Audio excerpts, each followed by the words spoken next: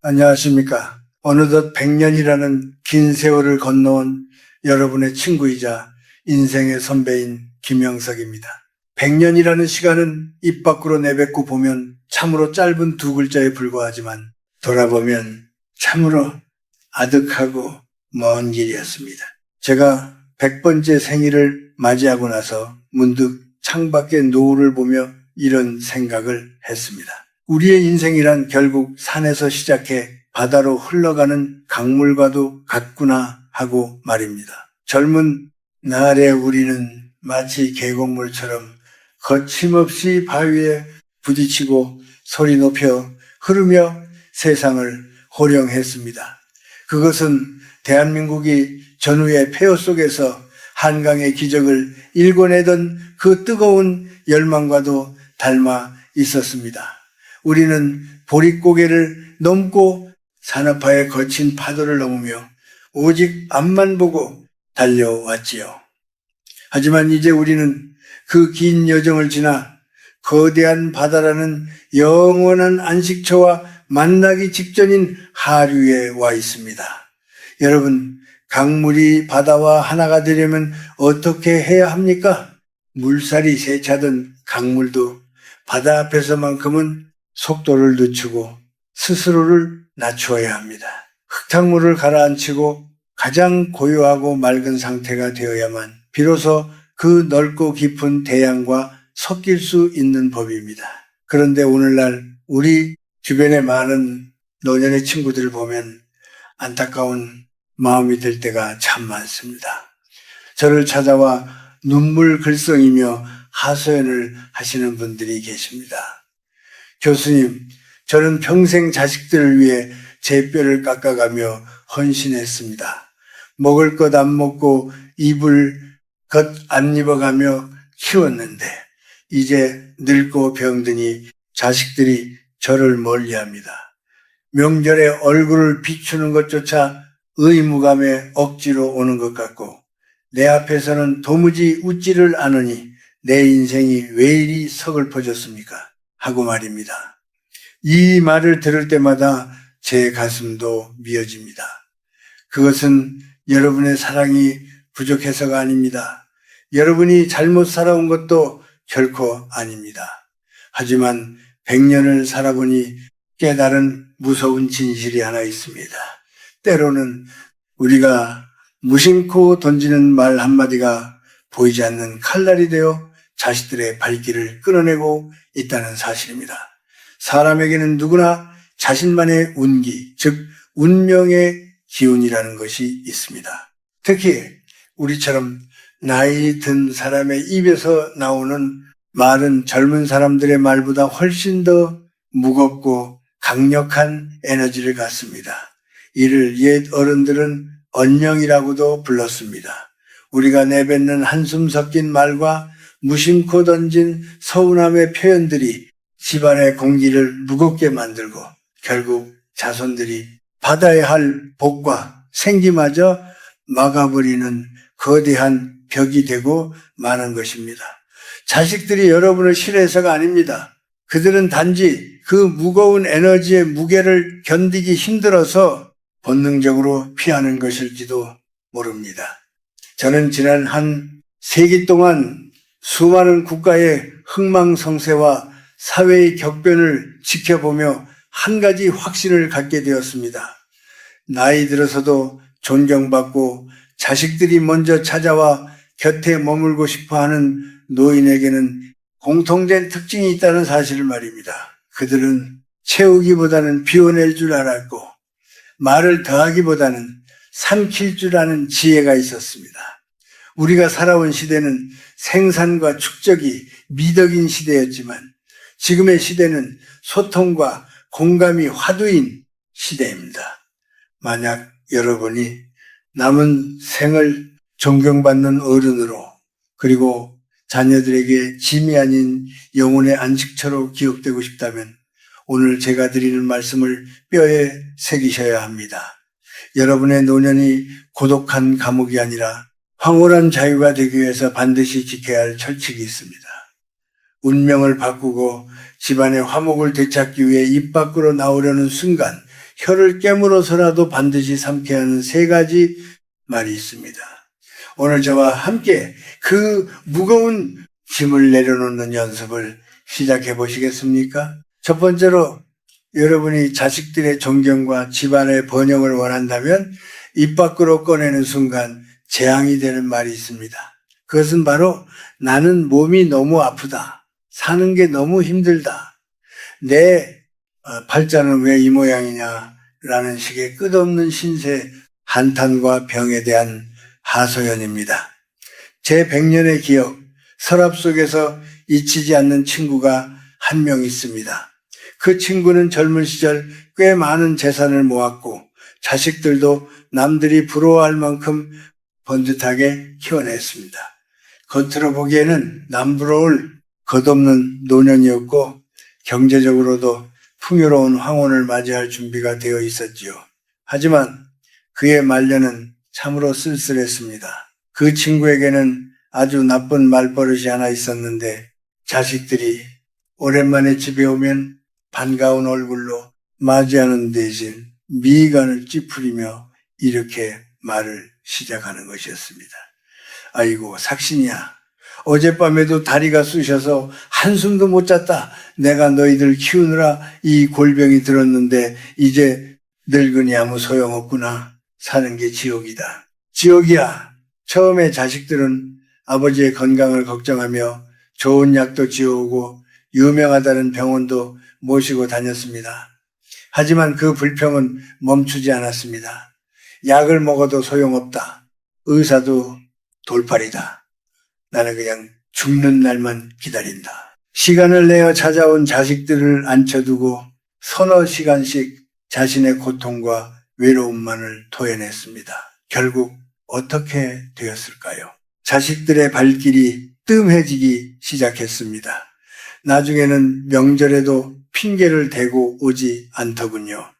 대신 통장으로 돈만 붙여왔습니다. 그 친구는 죽는 날까지 돈만 보내면 다냐.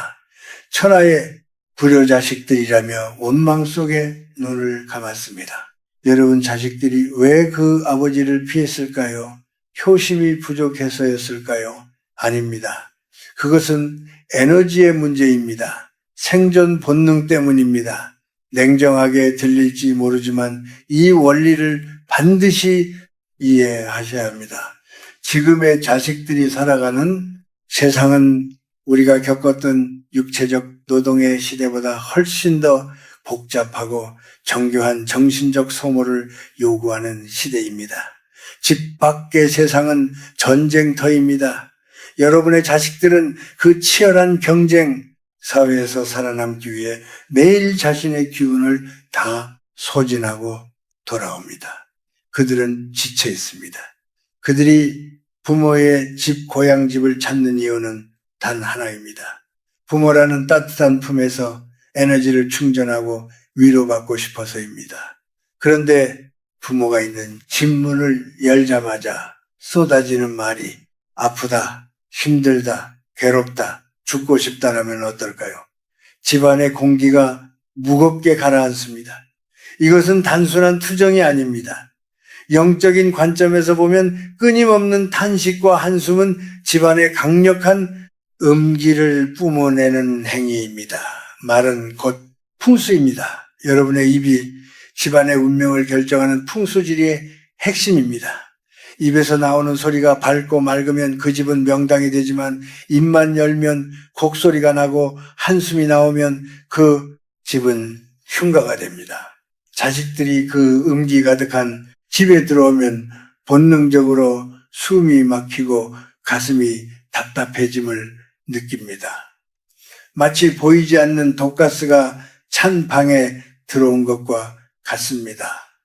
부모님을 사랑하지만 그 곁에 있으면 자신의 남은 생명력마저 빨려 나가는 것 같은 공포를 느끼는 것입니다. 그러니 살기 위해 도망치는 것입니다. 더 무서운 것은 이 우주의 법칙입니다. 우주는 우리가 내뱉는 말을 하나의 주문으로 인식합니다. 여러분이 아이고 내 팔자야 나는 늘 아파라고 말하면 우주는 이 사람은 아픈 것을 원하는구나, 가난한 것을 좋아하는구나 라고 착각하고 더 큰 아픔과 더 큰 가난을 배달해 줍니다. 이것이 바로 언령의 힘입니다. 몸이 아픈 것은 노년의 자연스러운 현상입니다. 100년을 쓴 기계가 고장나는 것은 당연한 일입니다. 하지만 육체의 통증을 입 밖으로 꺼내어 자꾸 되뇌는 순간 그 고통은 내 영혼을 갉아먹는 괴물이 됩니다. 아프다고 말할수록 우리 뇌는 통증에 더 집중하게 되고 실제로 몸은 더 아파집니다. 또한 그 부정적인 파동은 집안 구석구석에 스며들어 들어오려던 복과 재물마저 가로막습니다. 복이라는 것은 밝고 환한 기운을 따라 흐르는 법인데 주인장이 어두운 얼굴로 신세 한탄만 하고 있으니 복이 들어오려다가도 놀라서 달아나는 격입니다. 그러니 오늘부터 제발 그 입을 단속하십시오. 혀를 깨무는 한이 있어도 아프다, 힘들다, 돈 없다는 말은 삼키셔야 합니다. 이것은 단순히 자식들을 위한 배려가 아닙니다. 여러분 자신의 말년을 지키기 위한 영혼의 방어술입니다. 자식들이 전화를 하거나 집에 오거든 몸이 조금 쑤시더라도 억지로라도 허리를 펴고 웃으십시오. 그리고 딱 한마디만 하십시오. 나는 잘 지낸다. 내 걱정은 말고 네 몸이나 잘 챙겨라. 너희들 얼굴 보니 내 병이 다 낫는 것 같구나. 거짓말이라도 좋습니다. 신기하게도 나는 건강하다.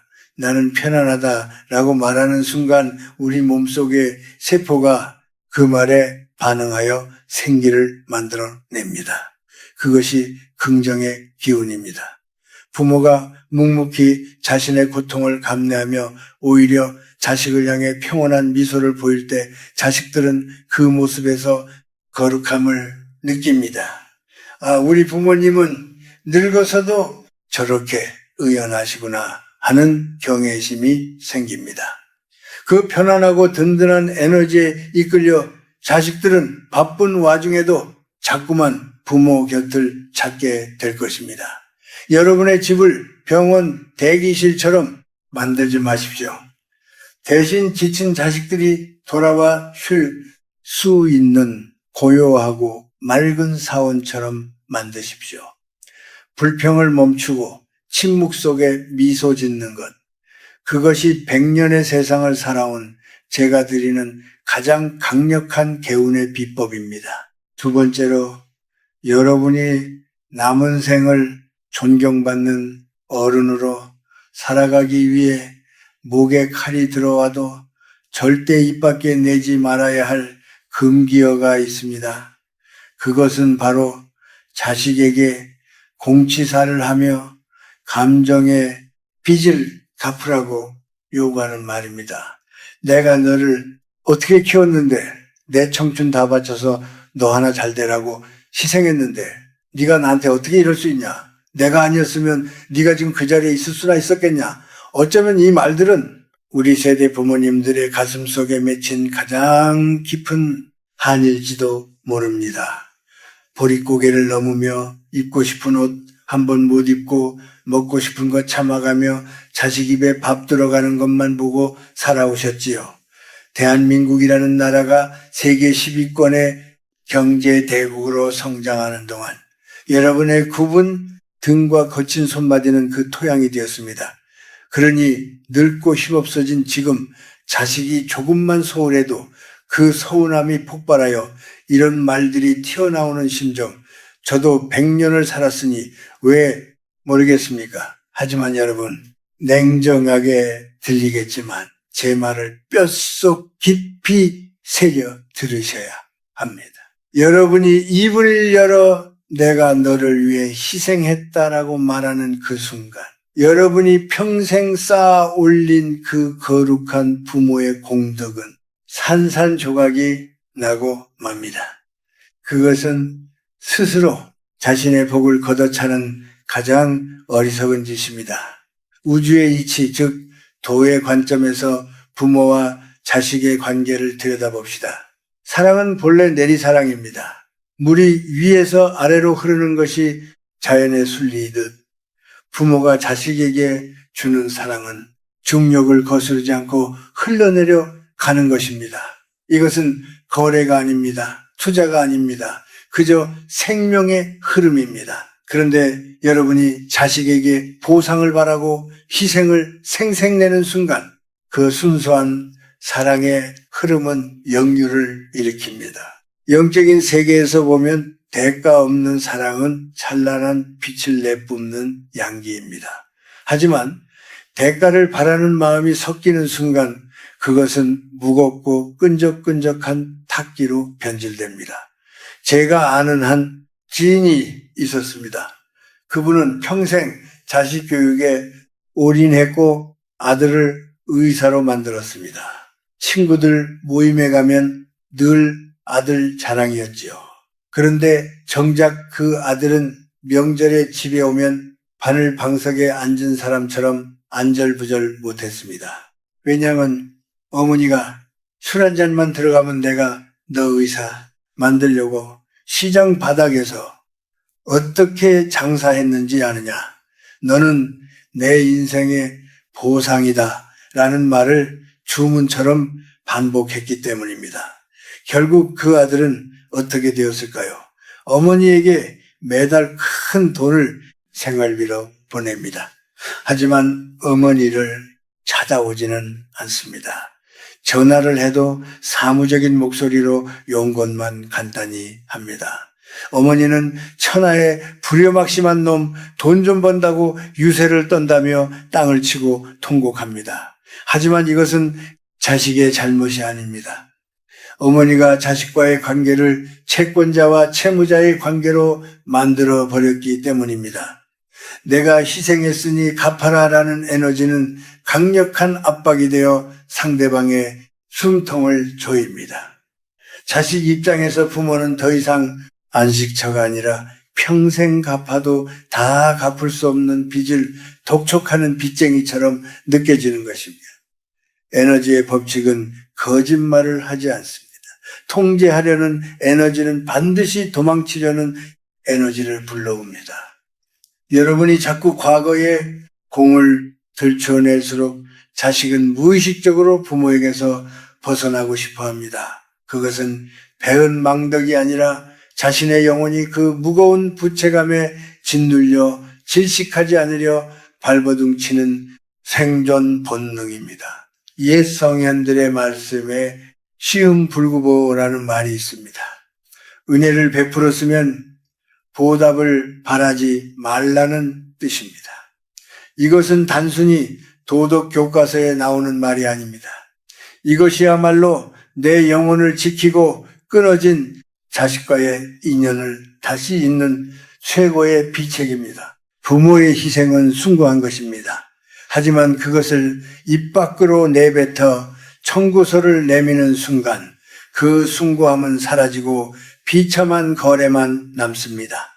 여러분이 자식을 키운 것은 자식이 예뻐서 내 새끼라서 내가 좋아서 한 일이어야 합니다. 나는 내 할 도리를 다했다. 그것으로 내 인생은 충분히 가치 있었다. 이렇게 마음을 먹으셔야 합니다. 과거의 고생을 보상받으려 하지 마십시오. 그 보상을 자식에게서 찾으려 하면 할수록 여러분은 더 비참해지고 더 외로워질 것입니다. 자식은 여러분의 소유물이 아니며 여러분의 노후를 책임지기 위해 태어난 도구도 아닙니다. 그들은 그들만의 인생을 살아가야 할 독립된 우주입니다. 오늘부터는 마음을 비워내는 연습을 하셔야 합니다. 자식을 위해 했던 모든 수고를 강물에 띄워 보내십시오. 잊어버리십시오. 내가 너한테 해준 게 얼마인데 라는 생각이 올라올 때마다 아니다, 내가 나아서 기르는 기쁨을 누렸으니 이미 나는 다 받았다라고 스스로에게 체면을 거십시오. 여러분이 대가를 바라지 않는 텅 빈 마음, 그 깨끗하고 맑은 기운으로 자식을 대할 때 막혀있던 기의 흐름이 뚫립니다. 부담감을 내려놓은 자식들은 그제야 부모의 깊은 사랑을 깨닫게 됩니다. 어머니, 아버지, 감사합니다. 정말 고생 많으셨습니다. 라는 진심 어린 존경의 말은 여러분이 입을 닫고 공로를 잊었을 때 비로소 들을 수 있는 것입니다. 기억하십시오. 진정한 어른은 자신의 그림자를 뽐내지 않습니다. 그저 나무처럼 묵묵히 서서 그늘을 내어줄 뿐입니다. 침묵 속에 베푸는 사랑만이 자식의 영혼을 울리고 그들을 다시 여러분의 품으로 돌아오게 만들 것입니다. 이것이 바로 부모된 자가 지켜야 할 마지막 자존심이자 가정의 평화를 지키는 황금률입니다. 마지막 세 번째로 여러분이 남은 생을 존경받는 어른으로 그리고 집안의 큰 기둥으로 남기 위해 절대 입에 담지 말아야 할 말이 있습니다. 그것은 바로 과거의 잣대로 현재를 난도질하는 비교와 비난의 말들입니다. 나 때는 말야 쌀이 없어서 나무 껍질을 벗겨 먹고도 살았다. 요즘 것들은 배가 불러서 끈기가 없어. 옆집 김영감 손자는 이번에 대기업에 들어갔다더라. 너는 도대체 언제까지 그러고 살래? 이런 말들 친구들과 모여 술 한잔 기울이며 하시는 건 괜찮습니다. 하지만 사랑하는 자식과 손주들 앞에서는 절대로 무슨 일이 있어도 꺼내지 마십시오. 이것은 여러분의 의도와는 정반대로 가정의 화목을 깨뜨리고 집안의 운기를 쇠락하게 만드는 가장 확실한 지름길입니다. 제 100년의 인생을 걸고 말씀드립니다. 시대라는 것은 그 자체로 하나의 거대한 생명체이자 운명입니다. 제가 살았던 100년 전의 시대 정신과 지금 이 시대를 살아가는 젊은이들의 시대 정신은 완전히 다른 에너지를 가지고 흐릅니다. 과거의 낡은 지도를 가지고 새 도시에서 길을 찾으라고 강요하는 것은 억제입니다. 많은 노인이 착각을 합니다. 우리는 전쟁도 겪고 가난도 이겨냈는데 너희의 고민은 사치다라고요. 아닙니다. 그것은 틀린 생각입니다. 우리 시대의 고통이 육체의 배고픔이었다면 지금 우리 자손들이 겪는 고통은 영혼의 불안입니다. 끝이 보이지 않는 경쟁, 타인과의 끝없는 비교, 미래에 대한 막연한 공포, 이 정신적인 허기는 밥을 굶는 것만큼이나 아니 어쩌면 그보다 더 잔혹하게 젊은이들의 진을 빼놓습니다. 그런데 인생의 선배라는 우리가 그들의 지친 어깨를 토닥여주지는 못할 망정 나 때는 더 힘들었다는 말로 그들의 고통을 무시하고 조롱해서야 되겠습니까? 이것은 꼰대의 잔소리 정도가 아닙니다. 영적인 관점에서 보면은 이것은 자손들의 자존감이라는 뿌리에 독곡물을 붓는 행위입니다. 가장 위험한 것은 비교입니다. 남의 집 자식은 이런데 너는 왜 이러냐는 말은 듣는 사람의 가슴에 씻을 수 없는 상처를 남기는 예리한 칼날과 같습니다. 이 말 속에는 나는 지금의 네가 마음에 들지 않는다. 너는 부족한 인간이다라는 무시무시한 부정적 암시가 담겨 있습니다. 집안의 화기애애한 기운은 재물운과 건강운을 불러오는 가장 근본적인 에너지입니다. 옛말에 가화만 사성이라 했습니다. 집안이 화목해야 모든 일이 이루어진다는 뜻이지요. 그런데 가장 어른인 여러분이 식사 자리에서 혹은 명절에 모인 자리에서 비교와 비난의 말을 쏟아내면 어떻게 되겠습니까? 그 순간 밥상머리는 따뜻한 소통의 장이 아니라 차가운 심판대가 되어 버립니다. 음식은 즐거운 마음으로 먹어야 피가 되고 살이 됩니다. 비난과 눈치 속에서 먹는 밥은 독이 되어 체하게 만듭니다. 마음이 체하고 기분이 체하고 결국 인연이 체해 버립니다. 제가 목격한 수많은 가정들이 바로 이 문제 때문에 산산조각이 났습니다. 겉으로는 멀쩡해 보이지만 속은 두차 터진 집들을 보십시오.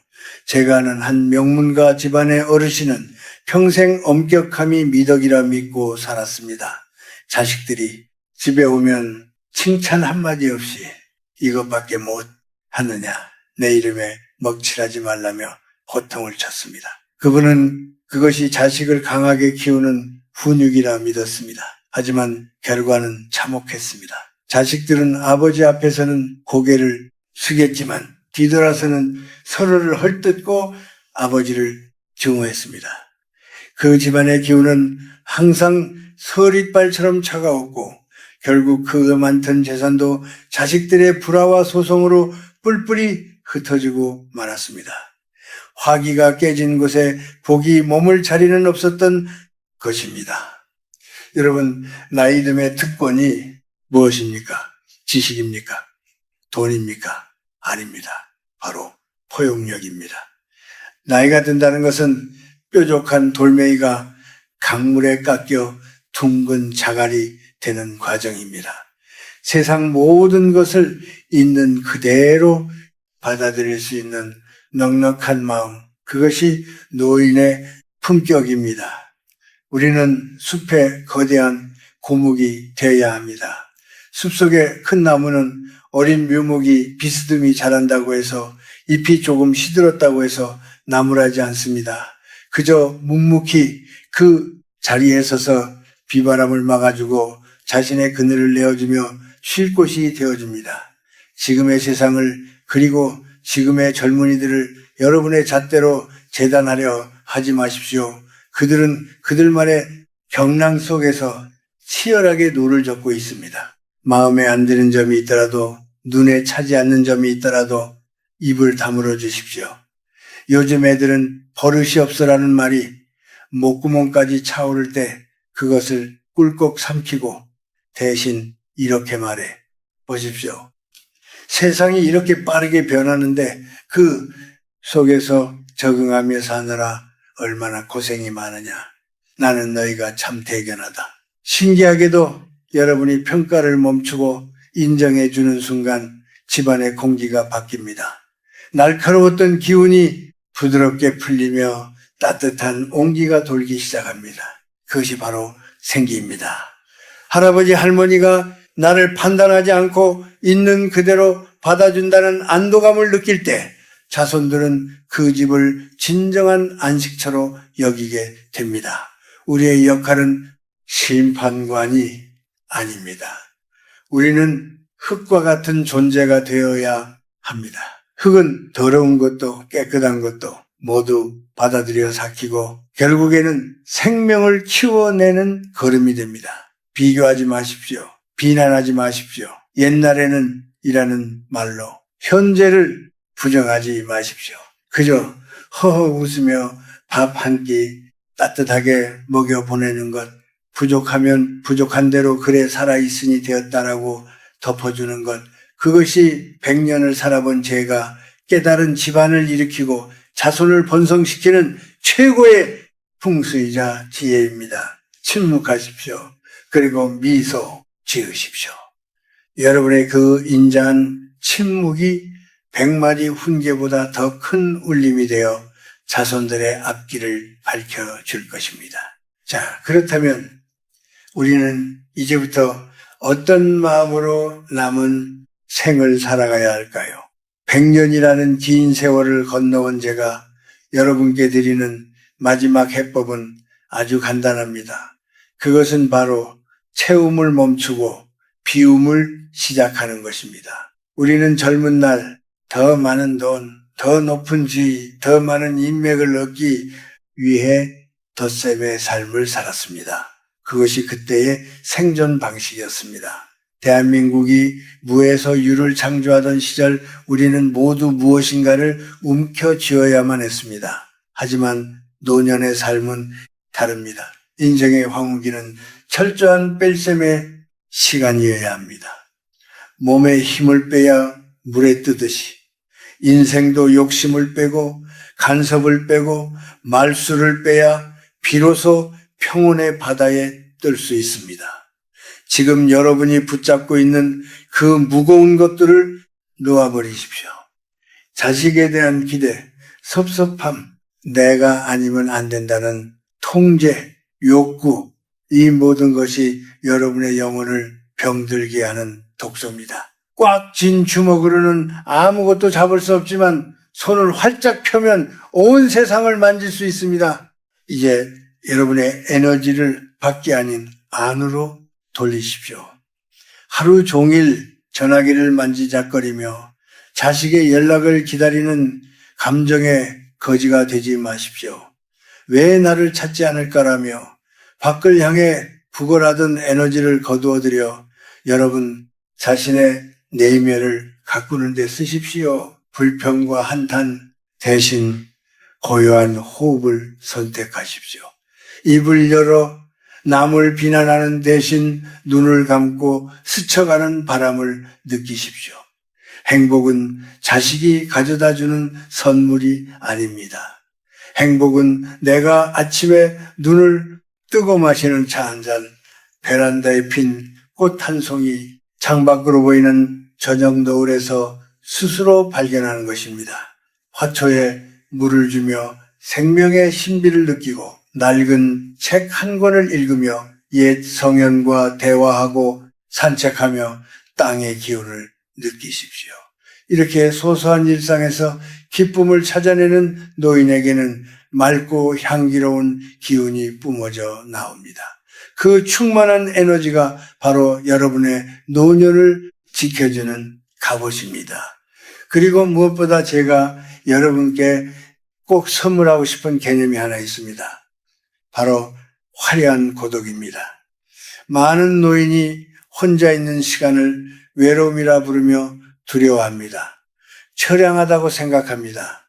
하지만 그것은 착각입니다. 외로움이 혼자라서 남이 없음을 슬퍼하는 상태라면 고독은 혼자라서 온전한 나 자신을 만나는 자유로운 상태입니다. 고독은 형벌이 아니라 축복입니다. 누구의 눈치도 볼 필요 없는 내 마음대로 먹고 자고 생각할 수 있는 이 완벽한 자유를 왜 마다하십니까? 이 시간을 즐기십시오. 의존하지 않는 삶, 누구에게도 감정적으로 기대지 않는 삶이야말로 인간이 도달할 수 있는 가장 높은 경지, 바로 고독의 황홀경입니다.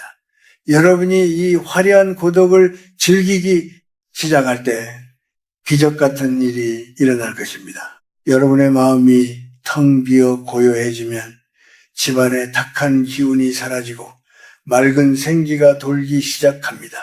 노인의 얼굴에서 근심과 원망이 사라지고 그 자리에 온화한 미소와 여유가 자리 잡게 됩니다. 그때가 되면은 자식들은 본능적으로 알게 됩니다.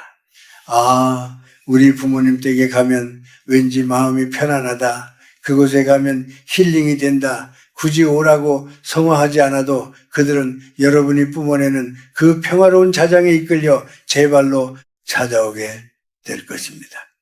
꽃이 향기를 품으면 나비는 부르지 않아도 날아오는 법입니다. 그러니 부디 오늘부터는 홀로 있는 시간을 두려워 말고 그 고귀한 시간을 왕처럼 누리십시오. 비우고 내려놓고 그저 미소 지으십시오. 그것이 100년을 살아본 제가 여러분께 전하는 존경받고 사랑받는 노년의 유일한 비밀입니다. 이제 긴 이야기를 마무리하며 여러분께 마지막 당부를 드리고자 합니다. 사랑하는 인생의 벗 여러분, 60, 70 혹은 80 숫자는 중요하지 않습니다. 많은 사람이 이 시기를 인생의 내리막길이라 부르며 서글퍼하지만 100년을 살아본 저는 감히 말씀드립니다. 지금이야말로 여러분의 인생에서 가장 진실하고 가장 아름다운 황금의 시간입니다. 우리가 앞서 이야기한 3가지 말, 즉 아프다는 하소연, 자식에 대한 공치사 시대에 대한 비난을 버려야 하는 이유는 단 하나입니다. 그것이 여러분의 영혼을 무겁게 짓누르고 있기 때문입니다. 행복은 무언가를 더 채워 넣는 것에서 오지 않습니다. 행복은 불필요한 것들을 덜어내고 비워내고 내려놓는 비움의 미학에서 옵니다. 부디 혼자 있는 시간을 두려워하지 마십시오. 이것은 오늘 제가 여러분께 드리는 가장 중요한 철학입니다. 세상 사람들은 혼자 있는 것을 외로움이라 부르며 동정하지만 여러분은 그것을 고독이라 부르며 즐기셔야 합니다. 외로움이 남이 나를 찾아주지 않아 괴로워하는 수동적인 비극이라면 고독은 내가 스스로 선택하여 나 자신과 깊이 대화하는 능동적인 축복입니다. 인생의 해질 무렵 오롯이 나만을 위해 쓸 수 있는 이 시간이 얼마나 귀합니까? 남의 눈치를 볼 필요도 누구의 비위를 맞출 필요도 없는 이 절대적인 자유를 만끽하십시오. 이것은 신이 노년에게 준 선물, 바로 고독의 황홀함입니다. 여러분이 외로움에 떨지 않고 고독을 우아하게 즐길 때 여러분의 영혼은 단단해지고 그 기품은 자식들에게도 깊은 존경심을 불러일으킬 것입니다. 그리고 마지막으로 꼭 부탁드리고 싶은 것이 있습니다. 제발 자기 자신을 귀한 손님처럼 대접하십시오. 혼자 밥을 먹더라도 절대 물 말아서 김치 하나 넣고 대충 때우지 마십시오. 찬장에서 가장 예쁜 그릇을 꺼내어 정갈하게 담아 드십시오. 아무도 보지 않는다고 해서 무릎 나온 옷을 입고 있지 마십시오. 집안에서도 단정하고 깨끗한 옷을 입고 거울 속에 나를 보고 미소 지으십시오. 내가 나를 소홀히 대하면 세상도 나를 소홀히 대하고 우주의 운기 역시 나를 비켜갑니다.